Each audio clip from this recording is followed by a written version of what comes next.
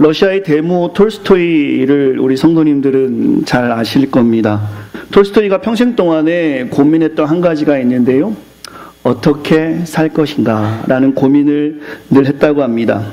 톨스토이는 전쟁과 평화, 안나 까라네나 부활이라는 소설로 우리 성도님들은 알고 계실 것 같아요. 제가 톨스토이 이야기를 하면 예전에 청년사역 할 때 토이스토리요? 그렇게 물어보는 친구들.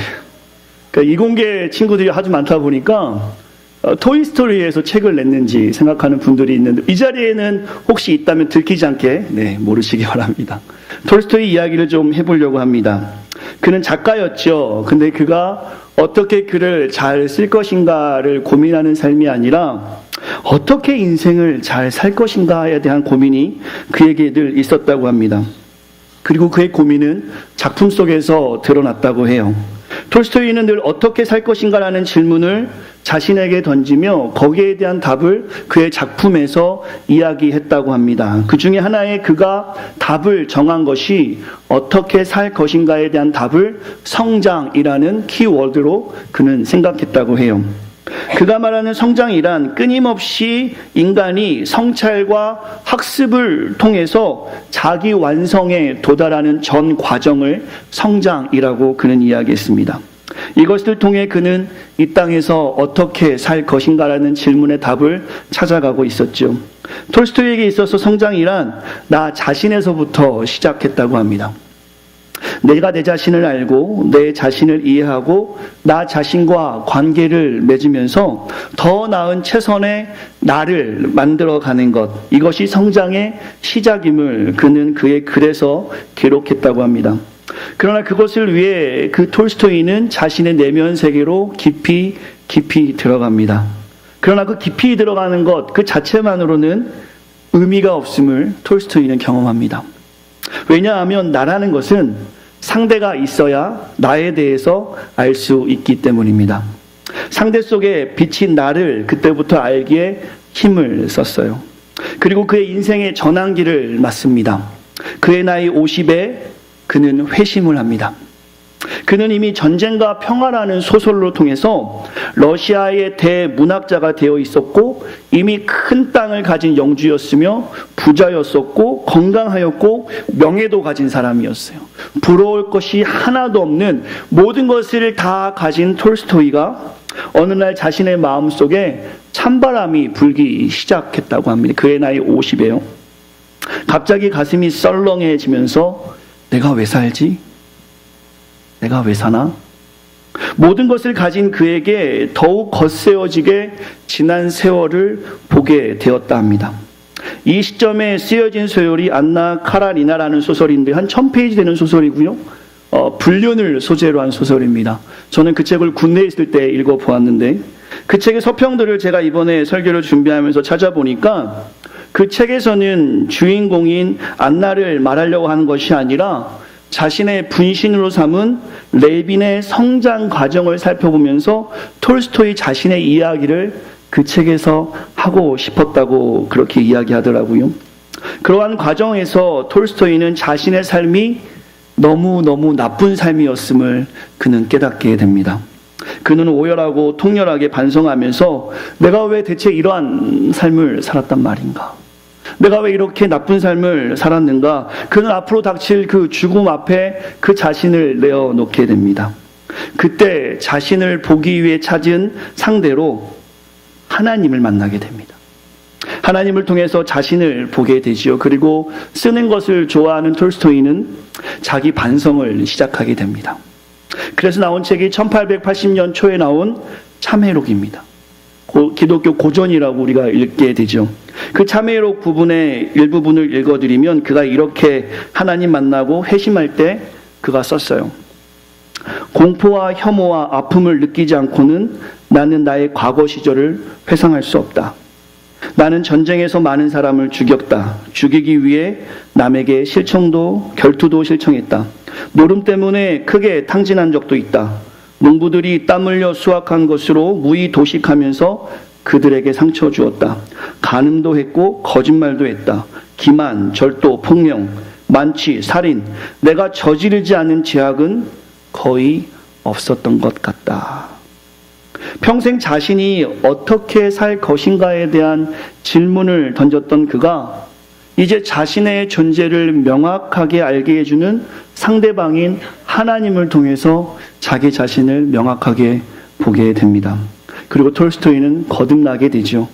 이 반성을 토대로 그가 작품을 쓰고요. 그의 성장은 83세에 마감하게 됩니다. 주님을 만나고 그는 올바른 성장으로 삶을 마무리했어요. 그의 소설에서 볼 수 있는데 여러분들이 한번 기회가 되시면 그의 회심전 소설인 안나 까레니나와 또한 회심 후 썼던 참회록과 부활을 보시면 그가 그 성장하는 과정에서 매우 몸부림치다가 하나님을 통해서 완성된 성장을 이루는 그의 몸부림을 우리가 발견할 수 있습니다. 여러분도 한번 읽어보시면 좋을 것 같아요. 그가 하나님을 바로할 때 그는 성장한 것이죠. 지난주 우리는 성장이라는 주제로 말씀을 나누었어요. 오늘과 똑같은 본문을 가지고 지난주에 말씀을 나누었습니다. 지난주에 그 말씀을 나누면서 오늘 저와 여러분들 이 시간에 잠시나마라도 톨스토이와 같이 내가 왜 살지? 나는 왜 이곳에 왔지? 나는 왜 이렇게 연구하면서 살고 있는가? 나는 왜 하나님이 이곳에 보내셨는가? 혹은 여러분 삶에 하나님이 없다라면 그냥 그 질문, 나는 왜 살지?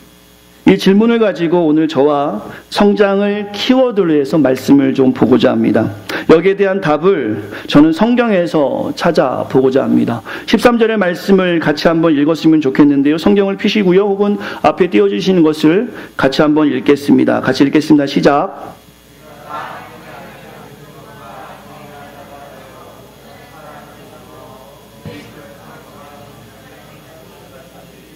아멘. 그리스도의 장성한 분량에 자라길 소망하는 마음으로 오늘 말씀을 나누려고 하는데요. 이 성장이라는 키워드에서 말입니다. 왜 그렇다면 지난주와 오늘 두 주에 걸쳐서 같은 본문을 제가 말씀을 나누게 됐냐면 기독인인 우리가 성장하고 성숙해야 지금 교회들이 마주한 문제들에서 우리가 그 문제들을 해결해 나갈 수 있습니다. 이 말은 무엇이냐면 지금 우리가 가지고 있는 문제들, 여러분들이 손가락질하면서 바라보고 있는 교회의 비판적인 모든 문제들은 다른 사람들이 아닌 하나님을 믿는 우리가 성숙하고 성장하지 못하기 때문에 생기는 어려움임을 이 시간에 한번 같이 기억해 주셨으면 좋겠어요. 그리고 그 성장할 때 지금 가지고 있는 문제점을 해결하는 것뿐만 아니라 16절의 말씀처럼 하나님의 몸된 교회를 세울 수 있음을 기억하시고 이 시간 지난주에도 이야기했는데요. 손톱이 자라는 것은 보이지 않지만 어느 순간 자란 손톱이 보이는 것처럼 오늘 손톱만큼이라도 성장을 경험할 수 있는 우리 새생명 성도 되시기를 간절히 축원합니다. 우리가 성장할 때 얻는 유익에 대해서는 지난주에 말씀을 강해하면서 말씀을 나누었습니다. 14절과 15절의 말씀이죠. 우리가 성장할 때 좀 전에 제가 나누었던 것처럼 지금 현대의 교회가 마주하고 있는 놀라운 엄청난 문제들을 해결하는 데 매우 큰 도움이 될 것입니다. 또한 성경을 통해서 우리가 성장할 때 얻는 유익은 성경에서 말씀하고 있습니다. 14절에 15절에 보시면 우리에게 분별의 영을 가질 수 있다 말씀하세요. 무엇이 옳고 무엇이 그른지, 무엇이 참이고 무엇이 거짓인지 알 수 있다고 합니다. 세상은 아름답게 포장을 했어요. 그 안의 내용이 잘 알 수 없게, 우리가 구별할 수 없게, 분별할 수 없게 그냥 포장을 크게 하죠. 우리 과자만 사 먹어보아도 저와 동년배이신 분들은 저희도 옛날에 새우깡 사 먹으면요 10명 새우깡이 많았습니다. 지금은 그 안에 질소라고 하나요? 그 한참 넣어놔가지고 빵빵해 있죠. 그래서 터칠 때 빵 터치면 어떻게 되죠? 과자가 요만큼밖에 남지 않죠. 우리가 보는 세상은 그래요. 겉으로는 화려하고 겉으로는 아름답고 겉으로는 아무것도 모자랄 것 없는 세상이지만 그 안에 깊이 들어가면 들어갈수록 저와 여러분은 절망하게 되고 우울하게 되고 좌절하게 되는 사회가 지금 우리가 살아가는 사회입니다. 그 사회에서 무엇이 옳고 그름을 분별하는 것은 지성인들 혹은 성숙한 그리스도인들에게는 매우 중요한 부분입니다. 오늘 본문을 통해서 우리가 이 아는 것과 믿는 것의 하나가 되어서 그리스도의 장성한 분량으로 자랄 수 있기를 간절히 축원합니다. 오늘 본문의 말씀은 수신자인 에베소 성도들에게 매우 긴급한 말씀이었어요. 계속해서 제가 설명을 한 것 같아요. 자신들의 정신적인 지주인 바울이 지금 감옥에 갇힌 상태입니다. 바울이 없는 상태예요. 옥에 갇힌 바울을 바라보면 이제 복음은 끝났다. 이제 우리에겐 아무런 소망이 없다라고 생각하는 에베소 성도들에게 오늘 바울은 편지로 이야기합니다. 믿는 것과 아는 것에 하나가 되어서 그리스도의 장성한 분량에 충만한 데까지 이르러서 너희가 가지고 있는 은사를 분량대로 잘 사용해서 하나님이 세우신 몸된 교회를 위해 살아라. 즉 어린아이처럼 우물쭈물 대지 말고 이제 어른으로 성장하라고 성경에서 쓰여 있는 것입니다. 바울이 내가 너희 곁에 없을지라도 하나님이 너희와 함께 하시고 이미 너희 가지고 있는 은사가 가득하기 때문에 이제 어른처럼 행동하라고 말하고 있는 것이죠. 이것은 지금 21세기를 살아가고 있는 우리 모두에게 주시는 하나님 말씀입니다. 우리가 성장하지 못해서 교회의 모습이 성숙하지 못해서 복음의 문이 막히고 복음을 전할 수 없음을 기억하시면서 우리가 나아가서 하나님을 전하기가 얼마나 어려운 세상임을 기억하시면서 오늘 이 시간에 성장에 대해서 우리가 손톱만치라도 잘할 수 있는 그 마음을 갖기를 소망하는 마음으로 말씀을 보셨으면 좋겠어요. 그렇기 위해서 본질적인 질문으로 오늘 말씀을 이어가려고 합니다. 오늘 본문에서 말씀하는 아는 것, 믿는 것, 무엇이 아는 것이고 무엇이 믿는 것이며 그 하나됨은 무엇을 이야기하는 것인가? 지난주에 잠시 언급했던 것 같습니다. 아는 것은 그리스도이죠. 그리스도를 안다는 것은 구원을 안다는 것입니다. 그렇다면 믿는 것은 그 그리스도를 아는 구원받은 자로서 구원에 합당한 삶을 사는 것이 믿음의 행위입니다. 즉 아는 것, 그리스도와 구원과 내가 구원받은 자로서 이제 생활하는 삶이 일치됐을 때 그것을 성경에서는 그리스도의 장성한 분량, 즉 성장했다라고 말씀하고 있습니다. 그렇다면 이 부분을 한 번 더 제가 여러분과 다루고 싶은 것은 무엇이냐면 여러분이 알고 믿는 것은 무엇에 기초하는 것입니까? 지금 여러분 제가 구원을 이야기했고요. 그리스도를 이야기했습니다. 그리고 그에 합당한 삶을 이야기했는데 이 모든 것의 기초는 어디에 있습니까? 태어날 때부터 여러분은 그냥 태어나자마자 응애하면서 하나님은 나의 구원자이십니다 하셨습니까? 여러분이 어떻게 하나님이 나의 구원자이시고 나의 삶을 인도하시며 내 평생에 내가 기댈 분으로 고백하고 있습니까? 그것은 바로 성경이죠. 그죠? 성경 말고는 우리의 구원을, 우리의 그 믿음을 고백할 수 있는 근거는 없습니다. 사실 창세기 1장의 세상의 시작부터가 믿어져야 우리는 하나님을 알 수 있습니다. 하나님의 구원 역사를 알 수 있죠. 저는 오늘 조금 더 구체적으로 여러분과 말씀을 나누려고 하는데 우리의 믿음의 기초는 어디에 있는가? 바로 저와 여러분들이 읽고 듣고 보는 성경뿐입니다. 성경 말고는 우리의 믿음의 대상인 하나님에 대해서 결코 알 수 없어요. 저 장로님을 통해서, 저 권사님을 통해서, 저 목사를 통해서 하나님을 알 수 없습니다. 내가 직접적으로 하나님을 경험해야 하나님을 알 수 있는데 그것은 우리에게 성경밖에 없습니다. 슬라이드를 좀 보여주시면 좋을 것 같습니다. 제가 몇 가지 슬라이드를 좀 오늘 준비했는데요. 로마서 1장 20절의 말씀을 한번 같이 읽어보면 좋겠습니다. 같이 한번 보이시나요? 같이 한번 읽겠습니다. 시작.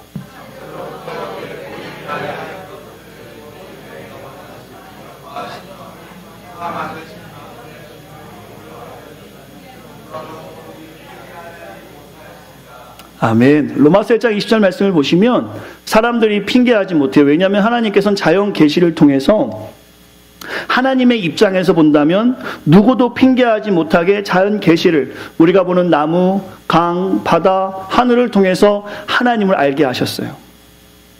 모두가 다 자연 계시를 통해서 하나님을 알게 하셨습니다. 그래서 하나님의 입장에 본다면 우리는 복음을 알지 못해서 하나님 몰랐습니다 라고 핑계할 수 없을 정도로 하나님이 이미 이 땅에 자연 계시를 통해서 하나님을 보여주셨어요. 그러나 인간에게 죄가 들어왔습니다. 죄가 들어옴으로 만물을 통해서는 하나님을 알 수가 없어요. 그래서 하나님은 또 다른 방법으로 하나님을 알려주시기로 작정하셨습니다. 그것은 성경입니다. 성경인 특별 계시를 통해서 하나님이 누구시고 하나님이 하신 일을 명확히 보여주셔서 다음 슬라이드 한번 보여주시겠어요? 이것은 특별 계시라고 하는데요. 같이 한번 읽겠습니다. 시작. 하나님의 아들 그리스도이심을 믿게 하려 하며 또 너희로 믿고 그의 이름을 힘입어 생명을 얻게 함이라. 그 다음 말씀입니다. 내가 하나님의 아들의 이름을 믿는 너희에게 이것을 쓴 것은 너희로 하여금 너희에게 영생이 있음을 알게 하랴. 아멘. 하나님께서는 자연 계시로도 충분히 우리에게 하나님이 누구인지를 보여주시지만 인간의 죄가 있기 때문에 그 만물을 통해서는 하나님 알 수가 없습니다. 그래서 하나님은 성경을 통해서, 특별 계시죠. 성경을 통해서 하나님이 우리를 위해서 무엇을 하셨는지를 명확하게 기록해 주셨어요. 다시 말씀드리면 기독인들에게는 세상에 하나님을 알리는 방법은 성경밖에 없습니다. 성경 말고는 하나님을 알릴 수가 없어요. 또 하나는 성경을 믿는 우리의 삶뿐입니다. 그래서 전도자 무디 목사는 이런 말을 했어요. 100명 중 1명은 성경을 읽고 나머지 99명은 그리스도인을 읽는다. 이 말은 성경이 있는 삶의 행동이 매우 중요하고 그것을 통해서 전도할 수 있다. 하나님을 알릴 수 있다라고 무디가 이야기한 것이죠. 그렇다면 지금 이 자리에 진지하게 하나님을 믿는 분들이 저는 앉아 계시다고 생각합니다. 여러분이 진지하게 신앙생활하고 있다라면 성경을 통해서 여러분이 정말 아는 것은 무엇인가? 다시 한번 우리가 성경을 통해 아는 것이 무엇인지를 좀 깊이 묵상하는 시간이 되었으면 좋겠어요. 그래서 저는 오늘 창세기 1장의 말씀을 여러분과 잠시 나누려고 합니다. 바로 창세기 1장의 말씀이죠. 같이 한번 읽겠습니다. 태초의 시작. 태초에 하나님이 천지를 지으시니라. 창조하셨느니라. 세상에는 두 종류의 사람들이 있습니다. 바로 이 말씀이 믿어지는 사람, 그리고 이 말씀이 믿어지지 않는 사람. 세상에는 두 종류의 사람이 있어요. 창세기 1장 1절 말씀 믿어져서 내가 지금 보는 저 하늘, 내가 지금 밟는 이 광활한 땅, 엊그저께 비행기를 타고 오신 우리 집사님, 그 광활한 하늘에 비행기가 나셨을 때 이 하나님 만드신 하늘을 보고 오시는 그 사람들과 아무것도 모르고 오는 사람들, 두 종류의 사람들이 있죠. 또 여기서는 두 종류의 사람으로 나눠집니다. 다른 슬라이드 보시겠어요? 세상에는 두 종류의 사람이 있습니다. 예수 믿는 사람, 믿지 않는 사람. 그러나 예수 믿는 사람 중에서도 두 종류가 있어요. Hello, I'm a Christian. 나는 크리스찬이지만 리얼 크리스찬이 있고 언크리스찬이 있습니다.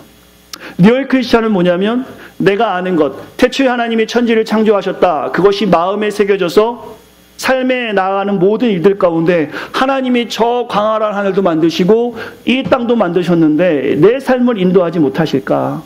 분명한 아는 것과 믿는 것을 삶에서 경험하는 리얼 크리스찬이 있고요. 그냥 지식으로 아는 거예요. 하나님이 태초에 천지를 만드셨지 라고 이야기는 하지만 그의 삶에는 전혀 하나님이 드러나지 않는 것이죠. 여전히 그가 가지고 있는 물질이, 그가 가지고 있는 명예가, 그가 가지고 있는 권력이 하나님을 대신하며 종교 안에 그저 I'm a Christian. 혹은 여러분의 삶에 그냥 썬데이 크리스찬으로 마치 액세서리 하나 더하는 것처럼 살아가는 크리스찬들이 있습니다. 저는 이것을 가지고 여러분과 나누면서 오늘 우리가 믿는 것이 무엇인가, 아는 것이 무엇인가, 이것이 하나됨이 무엇인가를 조금 진지하게 여러분과 나누고 싶습니다. 창세기 1장의 창조 역사는 우리의 믿음의 매우 중요한 부분이에요. 여기에 대한 명확한 구분이 있지 않는 사람들은 하나님을 알 수가 없습니다. 아는 것과 믿는 것이 하나 되어 그리스도의 장성한 분량에 이르는 우리의 삶, 이 의미가 무엇인지를 여러분과 나누려고 하는데 오늘 이 자리에 복음에 대한 이해가 없거나 하나님에 대해서 잘 모르시는 분들이 있다면 조금 집중해서 말씀을 들어보시면 제가 조금 더 의미에 대해서 설명할 수 있을 것 같습니다. 복음이 무엇인가?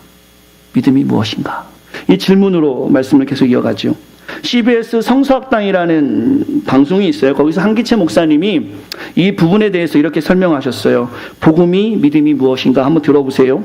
하나님을 믿는 믿음이란 제한된 시간 안에 사는 우리가 영원한 시간을 끌어쓰는 것이며 또한 제한된 시간이 끝날 때 영원에 가는 것을 믿는 것이다.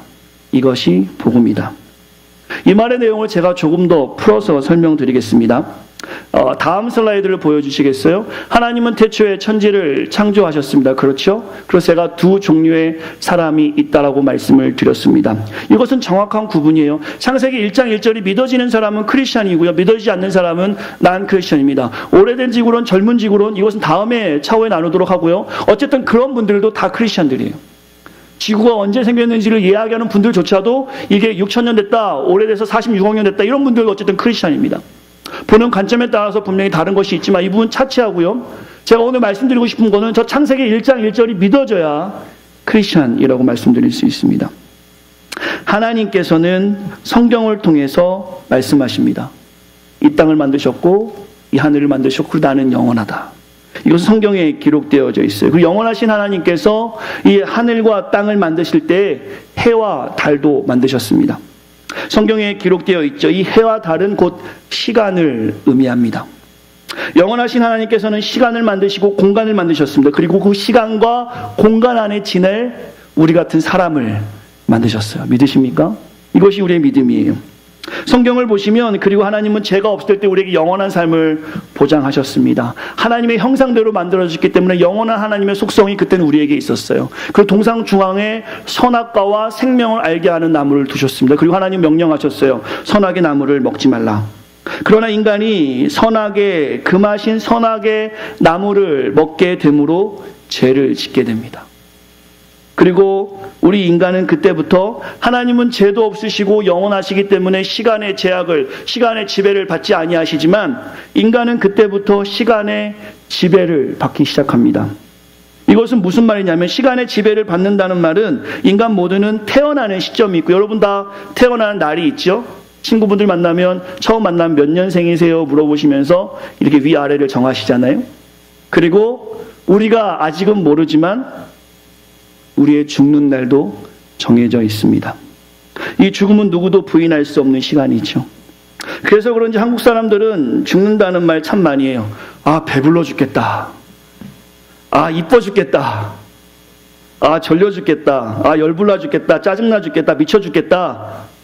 죽음에 대해서 참 많이 생각하고 많이 이야기하는 것이 또 우리 민족입니다. 이 죽음에 대해서 모두가 다 알고 있어. 이 자리에서 나는 죽지 않아 라고 하시는 분은 아무도 없을 거예요. 언젠가는 우리는 죽게 됩니다. 인간은 제한된 시간의 지배를 받을 수가 없어요.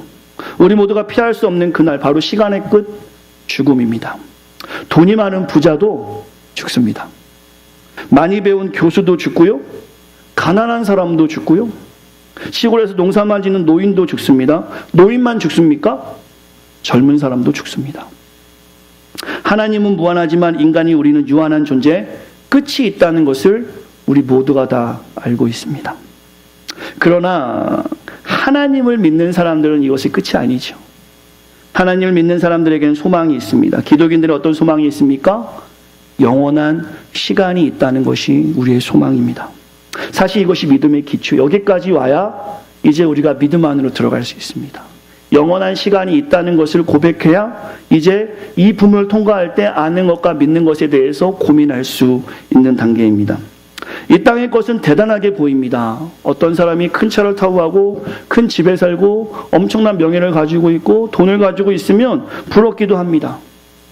또 그것이 갖고 싶기도 해요. 저도 그렇고 여러분도 그렇습니다. 그러나 결국 시간 아래 지배받을 수밖에 없는 것들이죠.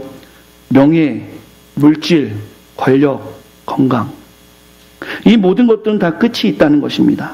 모두가 제한된 시간을 받게 됩니다.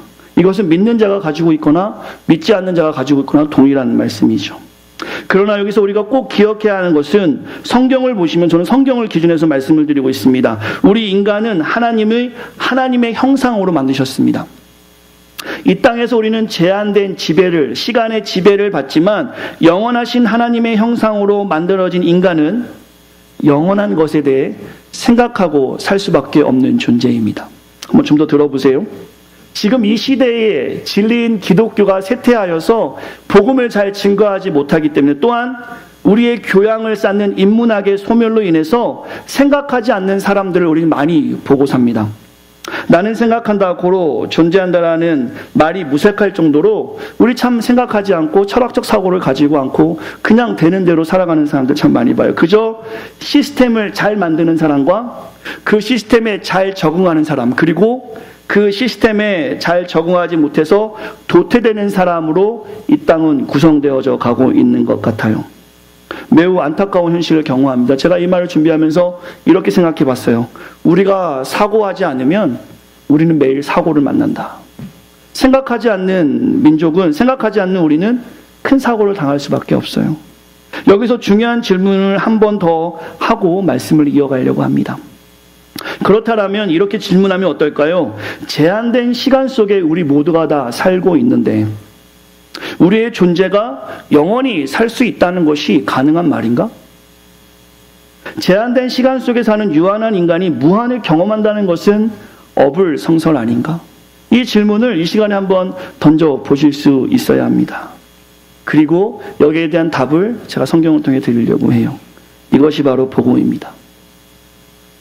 여러분이 가지고 있는 말도 안 되는 유한한 인간이 무한함을 경험한다는 것은 지금 제가 앞에 설명한 내용을 본다면 말이 되지 않는 것입니다. 그러나 성경을 통해서 우리가 보고 싶은 것이 이것이 바로 복음이라는 것이, 이것은 가능한 일입니다. 이것이 아는 것과 믿는 것의 시작이에요. 이 단계를 벗어나지 않고 이 단계를 통과하지 않으면 여러분이 신앙생활을 하면서 아무리 아는 것과 믿는 것이 하나가 되어야 어른이 된다, 성장한다 하지만 그 아는 것과 믿는 것이 하나됨을 경험할 수가 없다라는 것입니다. 조금 전에 제가 언급했던 한기채 목사님의 말을 제가 정확하게 인용한다면, 영원하신 하나님을 이 제한된 시간 속에서 만나고 그 하나님을 모시고, 성경에서 영접이라는 표현을 씁니다. 그 하나님을 영접으로 하나님과 친밀하게 교제할 때 이제 우리는 영원을 맛볼 수 있다. 제가 첨가하는 건데요, 초코 우유를 먹어봐야 초코 맛을 경험하는 것이죠. 그렇죠? 보고는 알 수 없습니다. 마찬가지로 유한한 인간이 무한한 영원하신 하나님을 만나야 영원을 경험할 수 있어요. 여기서부터가 신앙생활입니다. 요한복음 3장 16절의 말씀을 우리 성도들은 다 아실 것입니다. 하나님이 세상을 이처럼 사랑하사 독생자를 주셨으니 이는 그를 믿는 자마다 멸망하지 않고 영생, eternal life, 영생을 얻게 하려 하심이라. 이것이 바로 우리가 알고 믿는 중요한 믿음의 고백입니다. 이 믿음은 매우 중요한데요, 이 믿음을 소유한 사람들은 어느 순간까지 자기에게 주어진 제한된 시간에 살 수밖에 없지만, 요한복음 3장 16절을 고백하며 하나님을 믿는 사람들은 자신의 시간을 다 쓰게 되면 이제는 영원한 세상에 가는 거예요. 이것을 알려주기 위해서 하나님의 아들이신 예수 그리스도, 그도 영원하십니다. 그가 이것을 알려주기 위해서 인간의 몸을 가지고 이 땅에 오신 거예요. 그리고 그가 우리의 모든 죄를 담당하심으로 우리가 죄의 자리에서 의인의 자리로 옮겨진 겁니다. 기독인들이 무엇을 잘해서, 열심히 무엇을 해서 선하게 돼서 구원받은 것이 아니라, 여전히 우리는 죄인이지만, 여전히 몹쓸 죄인이고 하나님 앞에 감히 고개 들고 나올 수 없는 죄인이지만, 하나님의 아들이신 예수 그리스도가 우리 대신에 십자가를 지시고 모든 죄를 다 감당하심으로 이제 그것을 믿었더니 우리의 자리가 옮겨진 거예요. 죄가 없어진 것이 아니라 이제 죄의 책임을 하나님이 묻지 아니하시는 겁니다. 이것이 믿음의 고백이죠. 우리가 제한되고 한정된 이 세상 속에 살면서 예수님을 영접할 때, 다시 말하면 예수님을 우리의 마음에 모시면 제한적으로 주어진 이 시간에만 사는 것이 아니라 이 유한한 시간 속에서 무한한 영혼을 함께 누리며 사는 것입니다. 그러다가 우리에게 허락한 시간이 되면 영원으로 가는 거예요. 이 땅에서는 그냥 주어진 제한된 시간만 사는 사람들이 있습니다. 그것만 믿고 사는 거죠. 그 제한된 시간 안에 한 번 사는 인생, 욜로 같은 말이죠. 한 번 사는 인생, 제한된 시간에 살아야 하니까 박 터지게 싸우는 거예요. 그러면서 자신이 원하는 것을 얻기자 힘쓰는 겁니다. 그러한 삶이 자신을 지배하다 보니까 그 제한된 시간에서 자기가 원하는 것을 얻지 못하면 우울하고 좌절하고 낙심하는 거예요. 이 현대의 우울증은 자기가 소외될 때 겪는 현상입니다. 내가 소외되고 있다. 천민 자본주의 시대에서 사람들이 숨가쁘게 살아가며 자기를 소외시키며 열등의식으로 살아가고 있어요. 조금 더 경계를 좁혀서 한국을 보겠습니다. 부모님이 이루지 못한 꿈을 제한된 시간에 자식이 이루기를 바라는 마음에서 부모의 못다 이룬 꿈을 가져야 하는 자녀들은 이제 더 이상 행복하지 않다는 것이에요. 대학이 취업을 준비하는 곳이 되어버렸다는 것이죠. 상아탑, 최고의 학문 기관에서 문학의 수업이 없어지고 철학의 수업이 없어지고 생각하는 인간을 만드는 것이 아니라, 즉 지능, 어떤 문제의 답을 빨리 낼 수 있는 인간들을 양성하고 있다는 것이죠. 지성, 자기가 생각하는 것을 글로 적어내는 사람들을 만들어내는 것이 아니라 세상의 문제에 빨리 대답하는 사람이 우선으로 그 회사에 들어가고 그 학교에 들어가고 그 직장을 갖게 되는 문화 가운데 우리는 살아가고 있다는 것이죠. 그렇게 살다 보니까 부모가 이룬 꿈을 계속 이루어하는 아이들, 부모가 이루지 못한 꿈을 계속 이루어하는 그 아이들은 행복하지 못하게 살아갑니다. 나는 시를 쓰는 시인이 되고 싶은데 엄마 아빠는 나보고 변호사가 되라고 합니다. 나는 그림 그리는 화가가 되고 싶어서 아름다운 그림으로 사람들을 치유해주고 싶은데 엄마 아빠는 의사가 되라고 합니다. 이러한 강요 속에서 우리 아이들의 행복 지수가 가장 낮은 나라 대한민국, 자살률이 가장 높은 나라 대한민국, 놀라운 영예를 얻게 되죠. 그 자살의 반이 10대입니다. 대한민국이 1시간에 2명씩 죽습니다. 그러니까 지금도 제가 설교하는 동에 2명이 죽었어요. 그 중에 1명은 10대라는 것입니다. 사고하지 않는 사회를 만드니까 우리가 사고를 경험하는 겁니다. 제한된 시간에 사는 사람들은 그 짧은 시간에 많은 것을 얻어야 하기 때문에 사람들끼리 상처 주는 거예요. 내가 살아야 하기 때문에. 인간미가 떨어질 수밖에 없습니다. 응답하라 1988, 1994 이게 나올 수가 없는 사회가 된 게 대한민국이라는 거예요. 그러니까 자꾸 과거만 갈망하는 거. 이때는 이랬지. 이때는 옆집 사람하고 인사했는데 지금은 누군지도 모르고 사는 게 우리 현실이라는 것입니다. 그리고 박터지게 싸워 얻는다고 하여도 그것은 영원하지 못해요. 영원히 갖지 못하게 됩니다. 성경에서 말씀하십니다. 보이는 것은 잠깐이고 보이지 않는 것은 영원하다. 이 땅의 것들이 헛된 것 때문에 성경에서는 분명히 말씀하고 계십니다. 그래서 주님께서는 골로새서에서 말씀하시죠. 땅의 것을 바라보지 말고 위의 것을 바라보고 살라. 우리를 보고 나그네 인생이라 말씀하십니다. 오해하지 않으셨으면 좋겠어요. 그럼 목사님 이 땅의 것이 다 필요 없습니까? 그렇지 않습니다. 돈도 필요하고요. 명예도 필요하고 권력도 필요합니다. 저는 그것이 필요 없다고 말씀드리는 것이 아니라 보이는 것이 다가 아니라는 것입니다. 이와 반대로 저와 여러분 기독인들은 어떻습니까? 이것이 복음인데요. 이 제한된 시간 속에서 우리도 박터지게 살지만 영혼을 함께 살기 때문에 그 시간 속에 갇혀 살지는 않습니다. 이것이 바로 복음으로 우리가 자유케 되는 것입니다. 이미 10,000원을 가졌는데 100원 가지려고 싸우지 않는다는 것이죠.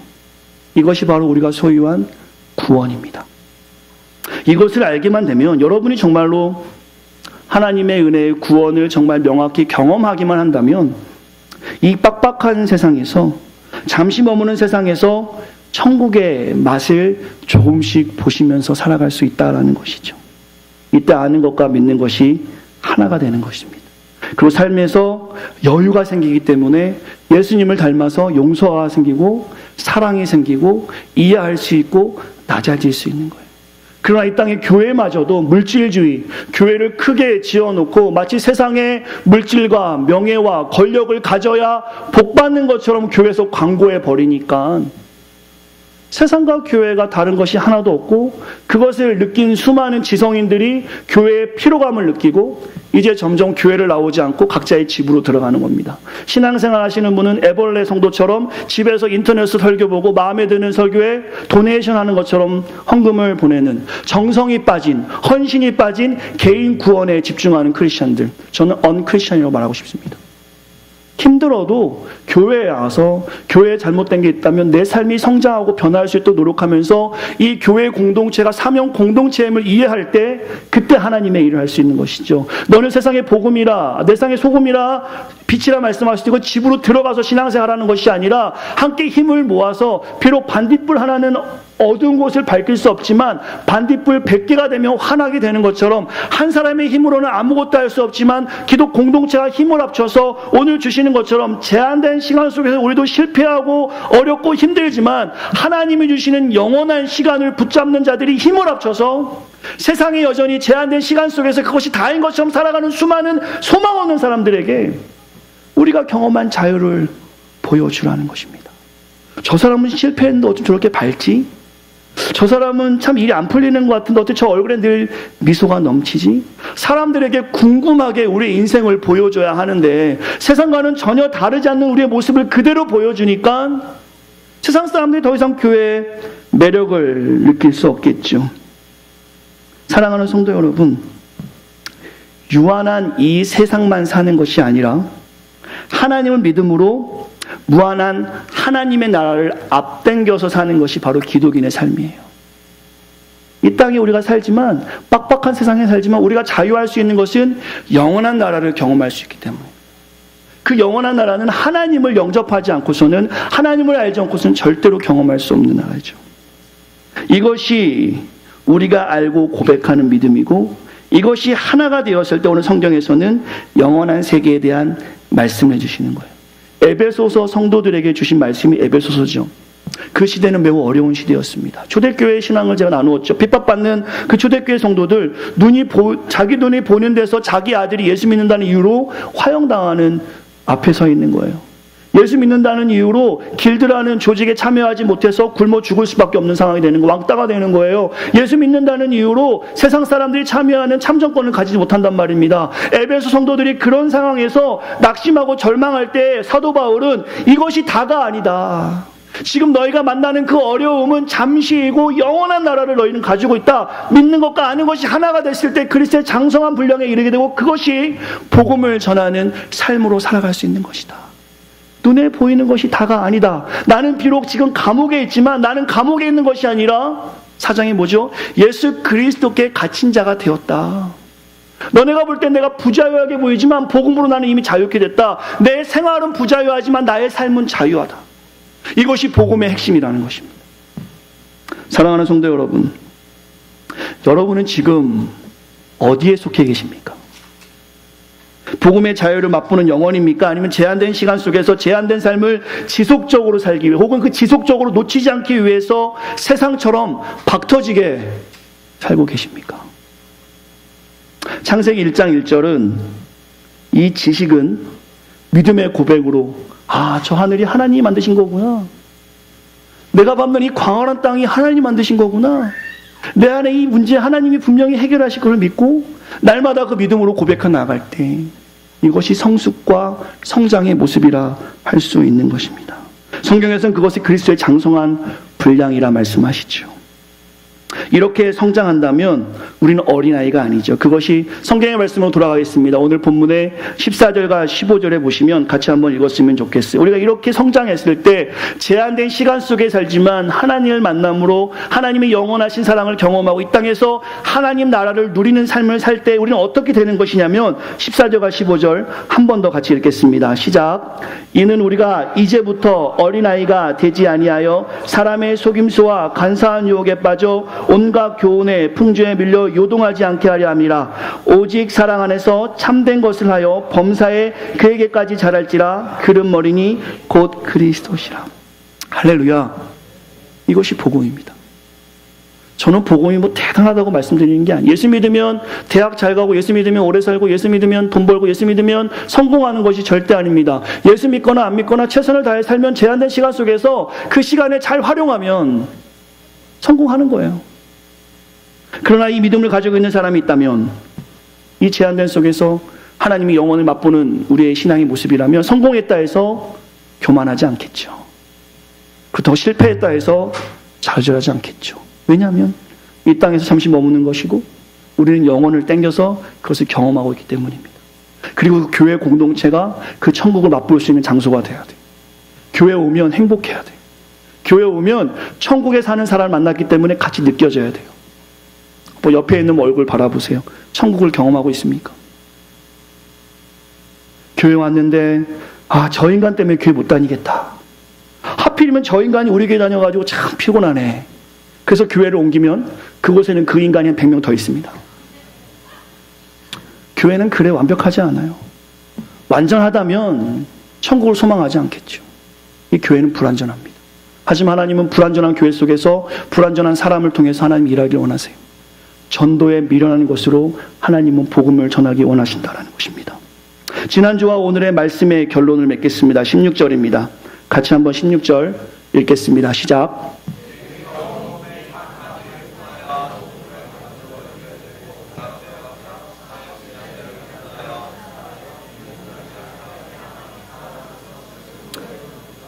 아멘. 이것이 오늘 말씀의 결론인데요. 성장의 하이라이트라고 말할 수 있습니다. 기억하세요. 연결, 연합. 하나님께서는 한 사람의 성장을 말씀하시는 것이 아니라 공동체의 성장을 말씀하십니다. 목사 한 사람만 경건하게 살아서 목사 한 사람만 경건하게 살고 성장을 하는 것이 아니라 장로 한 사람만, 권사 한 사람만, 열심히 일하는 헌신자 한 사람만 하나님 일하시는 것이 아니라 공동체가 일하기를 원하시고 그 일하시는 방법은 하나님은 연결과 연합의 방법으로 사용하신다는 것입니다. 우리 공동체 안에서 좀 전에 아이들과 나눴지만 누구 하나가 보이지 않는다. 그러면 궁금해할 수 있어야 돼요. 이 성도가 왜 안 왔지? 누구 하나를 봤는데 얼굴 표정이 밝지 않아요. 궁금해하셔야 돼요. 왜 얼굴 표정이 안 밝지? 내가 기도할 내용이 없을까? 혹은 밝은 표정, 우리 성광 집사님 밝게 한번 웃어주시면, 보면 저 밝음이 왜일까? 같이 기쁠 수 있어야 한다는 것이죠. 하나님은 이것을 우리에게 요구하시는 겁니다. 제가 만든 슬라이드 마지막 절을 띄워주시면 오늘 말씀의 결론을 좀 맺으려고 합니다. 16절에 보시면 4가지의 키워드로 우리에게 성장의 원리를 말씀하고 있습니다. 글씨가 잘 보이실지 모르겠어요. 첫 번째로 뭐죠? 그에게서 하나님의 말씀으로 자라라고 말씀하고 있습니다. 여러분과 제가 성장하는 데 있어서 여러분의 지식과 지성과 열심과 헌신과 겸손과 낮아짐으로 여러분이 자라는 것이 아니라, 우리가 성장할 때 가장 첫 번째 원칙은 하나님 말씀, 그를 통해서만 우린 자랄 수 있어요. 여러분과 제가 자랄 수 있는 첫 번째는 하나님 말씀입니다. 말씀을 통해서만 우리가 성장합니다. 그렇기 때문에 여러분이 하나님 말씀과 가까이 하셔야 돼요. 2018년 6월이 지나고 7월 1일입니다.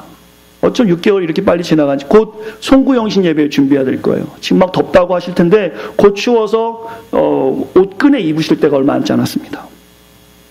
성경을 읽어야지 했는데 얼마나 읽으셨습니까?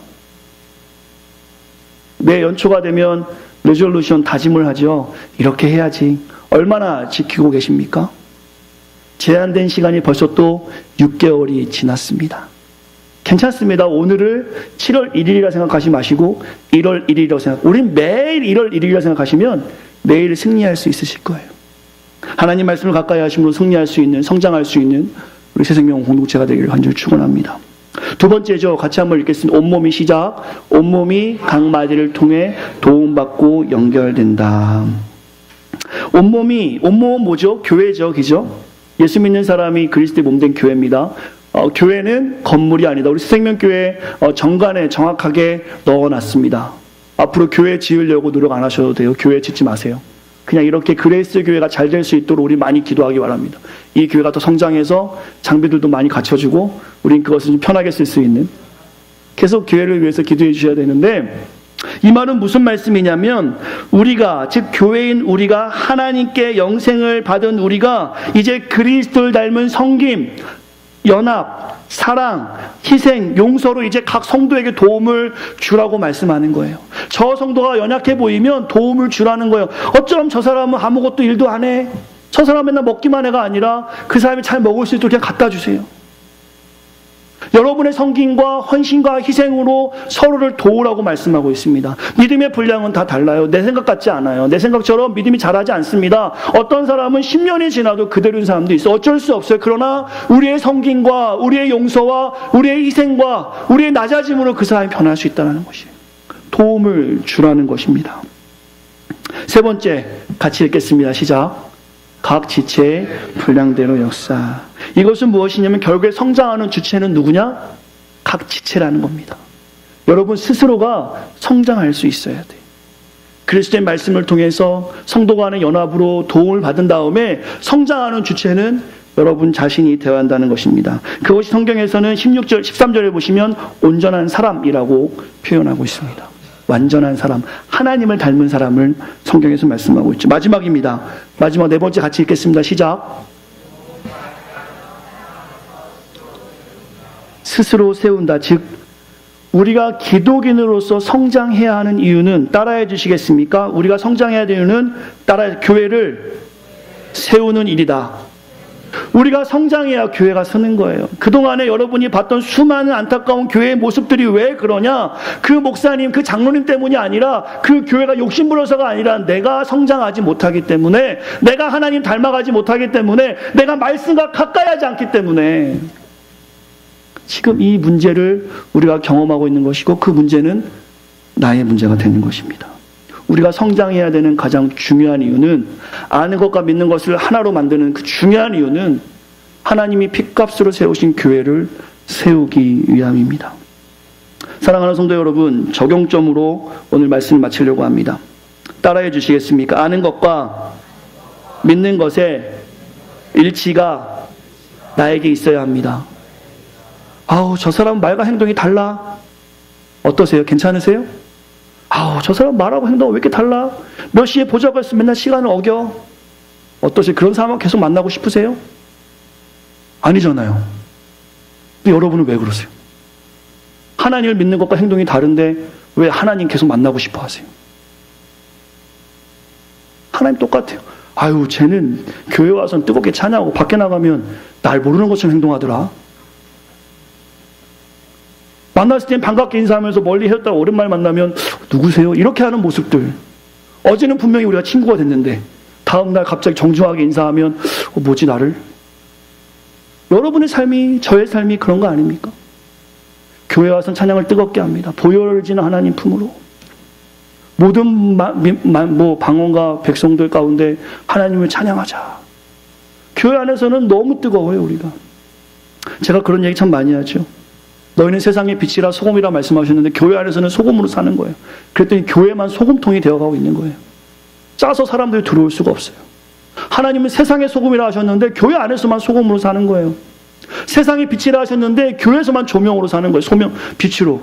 조명 가게가 되어서 눈이 부셔서 세상 사람들이 귀에 못 들어오는 겁니다. 세상의 빛, 세상의 소금을 살라. 이것이 오늘 신앙에서 여러분 삶에 적용해야 될 중요한 하나님의 말씀입니다. 원수를 사랑하라 하셨습니다. 그럼 어떻게 합니까? 대답해 보세요. 어떻게 해야 됩니까? 원수를 사랑해야 되죠. 우리가 그건 할 수 없어요. 하지만 예수님이 하셨기 때문에 예수님을 닮아가는 겁니다. 말씀을 가까이 하라. 자로나로 치우치지 말라 하셨죠. 그럼 어떻게 해야 됩니까? 복 있는 사람 악인에게 쫓지 말라 하셨는데 어떻게 해야 됩니까? 부르짖으라 하셨습니다. 하나님께서 예레미야 33장에서 부르짖으라 하셨습니다. 어떻게 합니까? 술 취하지 말라. 이는 방탕한 것이니 성령 충만을 받으라. 어떻게 해야 합니까? 여러분과 제가 알고 있는 그 성경의 말씀들에서 우리가 어떻게 해야 합니까? 안다면 이제 가슴으로 내려와서 그것을 우리가 해야 합니다. 이것이 아는 것과 믿는 것이 하나 되는 것이고 이럴 때에 성장이라는 표현, 그리스도의 장성한 분량에 우리가 이룰 수 있습니다. 우리 새생명교회 전도 안 해도 돼요. 괜찮아요. 부담 갖지 마세요. 그러나 우리가 성장하면 하나님이 보내십니다. 하나님은 지금 눈을 씻고 찾고 계시는 어떤 교회가 건강하게 나의 일을 감당할까? 어떤 교회가 사명을 놓지 않고 있는가? 우리가 나아가서 예수 천당 불신족 얘기하지 않아도 하나님이 택한 영혼들이 있다면 우리의 삶을 통해서 하나님을 궁금하게 만드실 것이고 그가 우리를 통해서 이곳에 오게 된다. 우리 교회가 뿐만 아니라 꼭 우리 교회만 온다는 것이 아니라 어디든 가서 신앙생활 할 수 있다라는 것입니다. 하지만 이 땅의 교회가 다 같이 성장하지 못하면 우리 새생명교회만 잘 돼도 소용이 없어요. 주님의 교회도 잘 돼야 되고 다른 교회 다 잘 돼야 돼요. 우리만 잘 되는 것이 아니라 대한민국 교회도 잘 돼야 돼요. 한 교회, 개교회 중심으로 가다 보니까 서로 연합이 없는 거예요. 하나님 마지막 그 성장의 하이라이트, 연결이 없는 거예요. 성장은 분명히 있는데 각 교회가 연결되지 못하니까 죽어가는 교회가 태반이 되는 거 아니겠습니까? 사랑하는 성도 여러분, 연결과 연합됨으로 교회를 세우시기 바랍니다. 옆 사람 도와주셔야 돼요. 신앙이 어려운 지체가 있다면 기도해 주셔야 돼요. 새벽에 혹시 너무 피곤해서 못 나오시는 분도 있다면 꼭 새벽에 안 나오셔도, 하지만 교회 공동체를 위해서 기도하는 시간을 정하셔야 돼요. 할 수만 있다면 새벽에 나오셔도 좋고, 만약 못 나오신다면 시간을 정해서 나만을 위해서 기도하는 것이 아니라 이 공동체를 위해서 기도해 주셔야 합니다. 이것이 성장입니다. 믿음은 마치 전기와 같습니다. 차영티 앞으로 나와주셔도 좋고요. 믿음은 전기와 같아요. 일렉트릭 같아요. 아무리 좋은 컴퓨터, 아무리 좋은 전자장비를 가지고 있어도 전원 코드가 빠져 있으면 무용지물이겠죠. 여러분과 제가 기독교 문화에 매우 익숙합니다. 교회오면 이렇게 하는 거야. 성경을 이 정도로 압니다. 소돔과 고모라도 알고요. 성서에 대한 지식도 압니다. 교회 다닌 경험도 좀 있어서 교회에서는 좀 이럴 땐 이렇게 하는 거야, 저럴 땐 저렇게 하는 거야.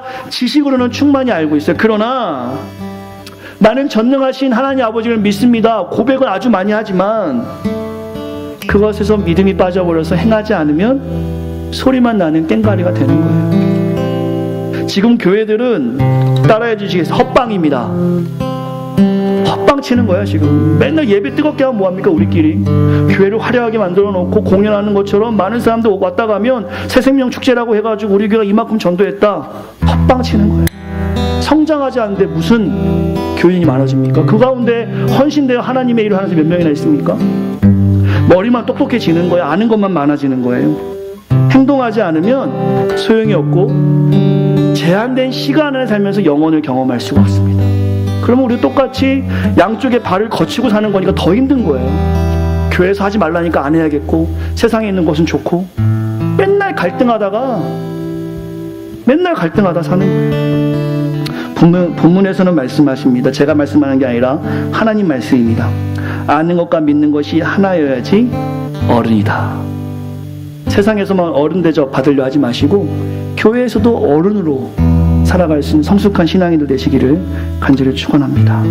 그 성숙한 성도들이 연결됐을 때 이제 하나님의 일이 되는 거예요. 이제 하나님의 역사가 일어납니다. 새생명 우리 귀한 성도들 어른 되시기 바랍니다. 어른 되시기 바랍니다. 어른 되셔서 이 제한된 시간 안에서 영혼을 맛보면서 우리가 소유한 그 하나님의 나라가 우리의 학업의 현장에서, 삶의 현장에서, 우리의 가정에서 하나님을 모르는 나의 친구에게, 나의 부모에게 증거되어지기를 간절히 축원합니다. 이것은 매우 어렵습니다. 어린아이가 이것을 하려면 어려워요. 어른이 돼야 이것을 할 수 있습니다. 우리 함께 만을 찬양할까요? 그 모든 민족과 방언 가운데 하나님을 찬양하며 우리를 허락하신, 우리를 하나님 만나게 하신 하나님께 우리 찬양으로 영광 돌리겠습니다.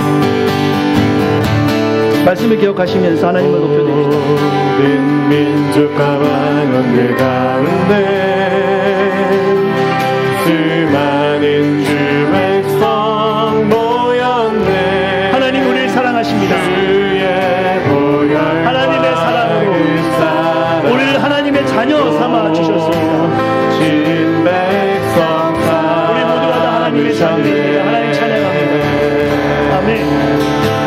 주를 향한 감사와 찬양을 말로 다 표현할 수 없네. 다만 내 소리 마음을 다해서 온 마음을 하나님을 찬양합시다. 찬양하리라. 찬양받기 합당하신 주 할렐루야. 할렐루야 할렐루야 할렐루야. 어린 양 할렐루야 할렐루야. 주의 보혈 덮으사 모든 족속 모든 방언 모든 백성 열방이 모든 영광 모든 존귀 모든 찬양 주께 드리네. 우리 이 시간에 조용히 한번 기도하기 원합니다. 여러분의 입술로 하나님을 찬양했습니다. 제한된 시간 속에 살 수밖에 없는 우리지만 이 땅에서 영원함을 맛볼 수 있는 신앙이 될 수 있도록 영원한 하나님 나라를 땡겨서 경험하고 우리의 시간이 끝날 때 우리가 그 영원한 곳으로 감을 기억하시면서 이 시간에 아는 것과 믿는 것에 하나 되지 못한 모습이 있다면 이 시간에 회개함으로 주 앞에 나아가시기 바랍니다. 사랑하라 하셨는데 사랑하지 못하고, 용서하라 하셨는데 용서하지 못하고, 겸손하라 하셨는데 겸손하지 못하고, 땅의 것을 보지 말고 위의 것을 보라 하셨는데 여전히 땅의 것에서 허웅되는 우리의 모습을 바라보시면서 이 시간에 손톱이 자라는 만큼이라도 변화되기를 원합니다. 간절하게 이 시간에 각자의 모습을 바라보시면서 오늘 말씀을 기억하시면서 1분 정도만 같이 한번 기도하도록 하겠습니다. 기도하겠습니다. 하나님, 우리가 성장하기 원합니다. 성숙하기 원합니다. 그리스도의 장성한 분량에 이르기 원합니다. 내가 아는 것이 너무나 많이 있습니다. 그것을 끝나는 것이 아니라 이제 하나님 그 아는 것에 행함으로 하나 되어서 성숙한 신앙을 갖기 원합니다. 하나님, 우리 가운데 잘못된 것들이 있다면 용서하여 주시고 오직 주님만을 바라보며 나아가기 원합니다. 사랑하는 성도들, 이 시간에 주 앞에 모였습니다. 시간이 많아서 모인 것이 아니라 아버지 습관적으로 모인 것이 아니라 하나님을 나의 구주를 영접하고 주 앞에 모였습니다. 삶의 변화가 있게 하시옵소서. 삶의 변화가 있게 하시고 오늘 손톱만이라도 자랄 수 있는 우리의 신앙이 될 수 있도록 도와주시옵소서. 새 생명 공동체가 말씀으로 하나 되기를 원합니다. 서로 사랑하고 용서하고 이해하고 나 자신의 그리스도의 성품을 닮아가게 하시고 연결된 공동체로 하나님의 나라를 세워나갈 수 있도록 우리를 붙잡아 주시옵소서. 주님을 찬양합니다. 하나님, 우린 연약합니다. 우리 힘으로는 아무것도 할 수 없습니다. 지금 이 시간 다짐을 하지만 또 교회 문 밖을 나가게 되면 죄와 싸워 매일 지고 있습니다. 그래서 하나님께서 공동체를 허락하신 줄 믿습니다. 이제 우리가 성숙하게 성장하고 이제 연결되어서 하나님의 일을 감당하기 원합니다. 나의 부끄러움이 여전히 부끄러움이 되는 것이 아니라 우리 모두의 기도 제목이 될 수 있도록 성숙함 허락하시고, 또 우리에게 기쁜 일이 있다면 나눠서 2배가 될 수 있도록 이 공동체와 함께하여 주시어서 우리가 제한된 시간 안에 살아가지만 영원한 하나님 나라를 경험하는 하나님의 백성으로서 우리가 가진 그 소망이 우리의 삶의 일터에서, 직장에서, 사업장에서, 내 가정에서, 내 자녀들에게 잘 증거되어 줄 수 있도록 우리를 붙잡아 주시옵소서. 이 시간 다시 한번 결단하며 주 앞에 나아갑니다. 우리를 사용하여 주시옵소서. 온전히 주님만을 바라봅니다. 이제는 우리 주 예수 그리스도의 은혜와 하나님의 크신 사랑과 성령님의 가만해주 교통 충만한 은혜가 이 시간 아는 것과 믿는 것에 하나를 다짐하며 구원을 받은 백성으로 구원에 합당한 삶을 다짐하는 믿음 안에 살고 있는 사랑하는 주의 백성들 머리 위에, 기도하는 제목 위에, 자녀들 위에, 우리 새생명 공동체 위에, 이 어바나 샴페인에 있는 많은 한인교회가 미국 교회들 위에, 또한 조국 대한민국 교회 위에 이제부터 영원토록 함께 있기를 간절히 축원하옵나이다. 아멘. 아멘. 오라 주님 흐름 타시고 나팔 불 때에 다시 오시네. 모두 외치세 이는